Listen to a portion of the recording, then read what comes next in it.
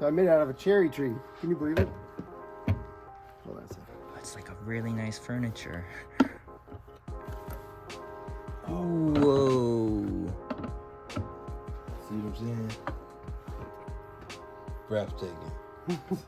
So a little 90 cable coming out the back. There's your logo. First and 15th. Let me, yeah, I gotta take pictures. And then,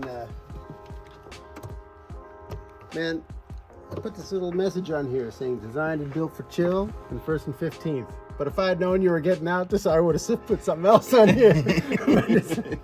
Whoa. Yeah. Whoa. That's everything I wanted. It got the old school feel. That's insane.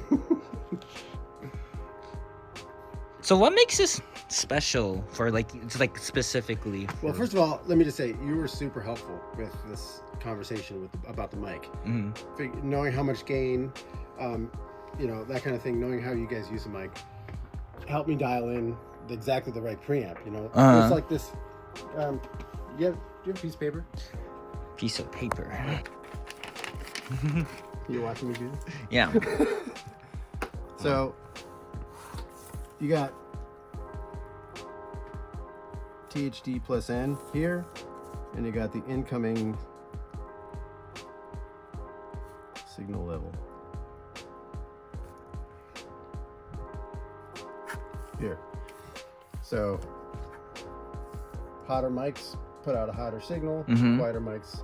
And then this is distortion plus noise, total harmonic distortion plus noise, right? Most preamps have this response like that looks kind of like this. Okay. Where at really low levels, the THD plus N performance is dominated by noise because you don't have much signal. Right. But as you get hotter and hotter and hotter, it becomes dominated by harmonic distortion. So there's this sweet spot somewhere right in the middle here. And when you design a preamp, you have to kind of decide like where should that sweet spot be. I see. But the problem is if you have a ribbon mic that needs 70 dB of gain, and then you've got some super hot tube mic that barely needs any gain, right? And everybody wants to plug everything into your preamp, right? You can't optimize this spot. You know what I mean? So in this case, the Sony C800 is like exactly right here. Like the preamp is just exactly the nominal signal, which means the louder you get and the shoutier you kind of get, the more you start to ride up the distortion curve, which is exactly what you want in a tube amp. Right. You know what I mean? Ooh. So that's one thing. The other thing is the impedance. If you look at the documentation, the spec sheet for the Sony C800 or the C800G, it says it's a 100 ohm mic. It's a little lower than normal. Most mics are around 150. Okay. But 100 ohms, fine, no big deal. Sometimes if it's too low, you can start to get resonances and transformers that are problematic. So it's good. It's always good to know what your impedance is for your mic and how that's matching up to the impedance of the preamp. It's kind of an important relationship. Nobody thinks about it really these days. They just plug a mic in. You know what I mean? Right. But in the Sony manual, it says minimum 3K. Recommended load, minimum 3K. I don't know anybody's preamp that's 3K. Everything's 1500 ohms. So like my preamp's, it's about 1500 ohms. All this stuff in your rack's probably 1500 ohms. Okay. Interestingly, the Shelford, the Neve that you said is the favored one for that mic, is 2200 ohms. Wow. So that happens to be closer to what they're saying. Don't load it with anything less than 3K. Everybody's loading it with something less than 3K. So they're not quite getting what Sony thinks is the full sound of the mic. Gotcha. So but it's interesting that the Neve sounded the best to you, which the Neve is an awesome sounding preamp, no question.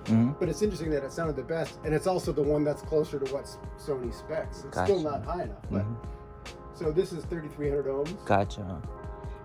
I've tried API for vocals, but I never really liked it. Yeah, right there. I use that for drums. Yeah, I've used it for drums. See, like, because when I was set up before, something about API and drums, that's just magnificent. Yeah. So, you need a new light bulb. Do you mind if I turn it on? No, please. So how many tunes are here? So, oh, and then I got it wrong with the engraving. I was so used to looking at the bottom side when I was laying it out that when I did the top side, it was flipped, and I forgot to flip it, so I engraved the wrong numbers in here. I put stickers on You it. can see it lighting up.